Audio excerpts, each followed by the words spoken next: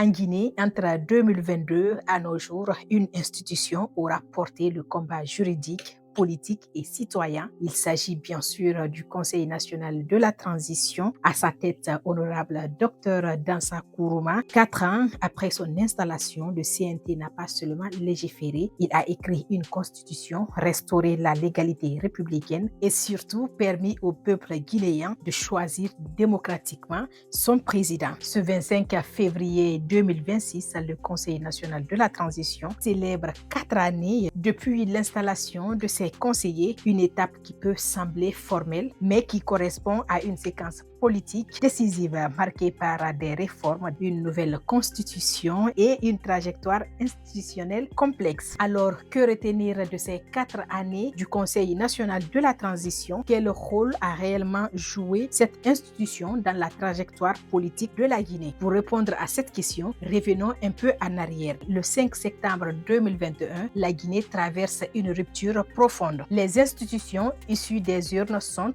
dissoutes, mais l'État doit continuer à fonctionner. C'est dans ce contexte que le Conseil national de la transition est installé comme l'organe législatif de la transition avec une mission historique, éviter le vide institutionnel, encadrer juridiquement la transition et surtout préparer le retour à l'ordre constitutionnel. Dès le départ, sous la conduite de son président, Dr Dansa Kourouma, le CNT fait un choix clair. La transition ne sera pas une parenthèse politique, mais une refondation institutionnelle sérieuse. Très tôt, le CNT identifie le chantier central de la transition qui n'est rien d'autre que la constitution. Pas une constitution imposée, pas une constitution de circonstance, mais une constitution qui ressemble et rassemble les Guinéens. Sous l'impulsion directe donc de Dr Dansa Kourouma, un processus inédit est lancé, fondé sur l'écoute, la participation et la rigueur. Le CNT organise alors des consultations directes des populations dans les 33 préfectures et les 6 communes de Conakry, un forum interreligieux, un symposium sur le constitutionnalisme en Guinée, un débat d'orientation constitutionnelle, des assises nationales, un dialogue inter-guinéen et des missions d'études constitutionnelles à l'étranger. Pour traduire cette matière citoyenne en texte juridique, le CNT met en place une commission composée de 12 conseillers nationaux appuyés par l'administration parlementaire. Cette commission a synthétisé toutes les consultations, élaboré le draft 0 de l'avant-projet de nouvelle constitution, a organisé des échanges approfondis avec des experts nationaux et internationaux. Des amendements sont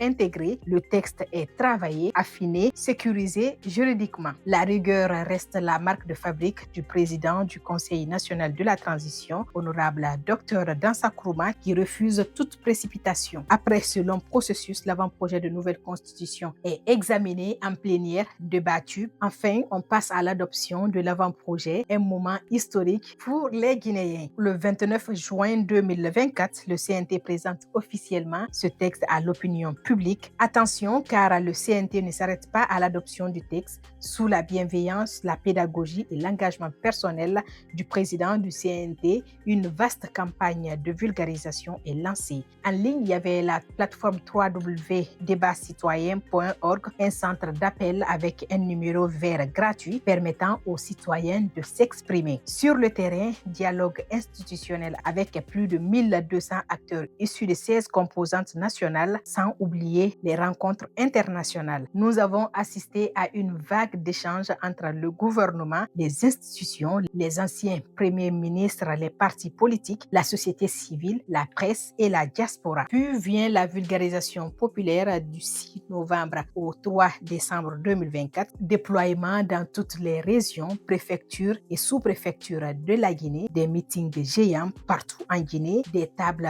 rondes médiatiques, implication des sages, des religieux, des jeunes, des femmes. À l'instar du président du Conseil national de la transition, tous les autres conseillers nationaux étaient sur le terrain. Ils ont expliqué, écouté, puis ajusté le travail. Parallèlement, le CNT mène un travail intense, adoption de lois, résolutions et recommandations, suivi de la feuille de route de la transition, la réintégration de la Guinée dans le Parlement de la CEDEAO, le partage d'expériences institutionnelles avec d'autres pays. Sous l'impulsion du président du Conseil national de la transition, l'administration parlementaire est profondément réformée. L'assainissement du fichier du personnel, recensement biométrique, bancarisation et revalorisation salariale, création de nouvelles directions, élaboration d'un guide légistique, relance de la radio parlementaire, création de Parlement TV, lancement du chantier du nouveau siège de l'Assemblée nationale. J'en passe. En 4 ans, le Conseil national de la transition a transformé une crise en refondation par la Constitution, par la loi, par le dialogue et par la rigueur. Sous la conduite de son président, l'honorable Dr